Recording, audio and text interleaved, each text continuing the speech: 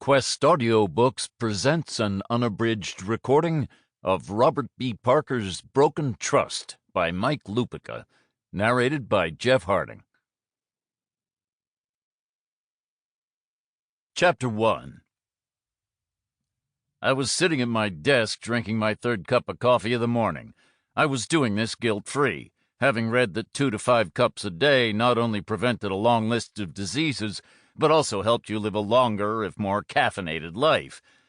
But then you can always find somewhere on the internet that tells you what you want to hear about almost anything. I was certain that if I looked long enough, I could find a site promising a reasonably priced way for me to look like Bradley Cooper. By now, I had already made short work of the second Boston cream I'd picked up at the Dunkin' just down Boylston from my office, the one near the public library, 2 blocks down, 2 blocks back. But I had walked briskly, telling myself it was exercise, even if the prize had been the donuts, which didn't extend your life, just made it more worth living. Dunkin' Donuts had long since rebranded and was just calling itself Dunkin' now.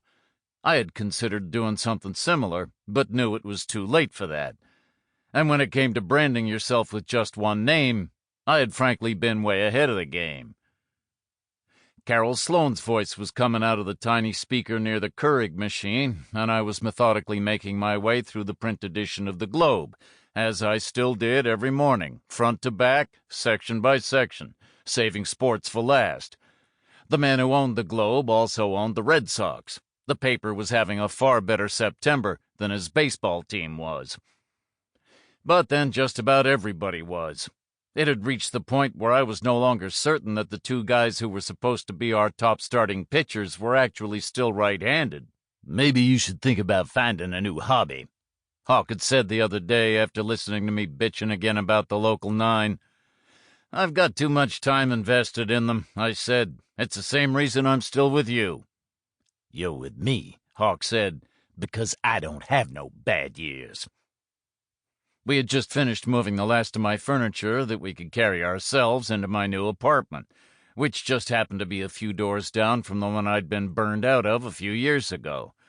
It was the event that had prompted my move away from Marlborough Street and all the way to the Charleston Navy Yard.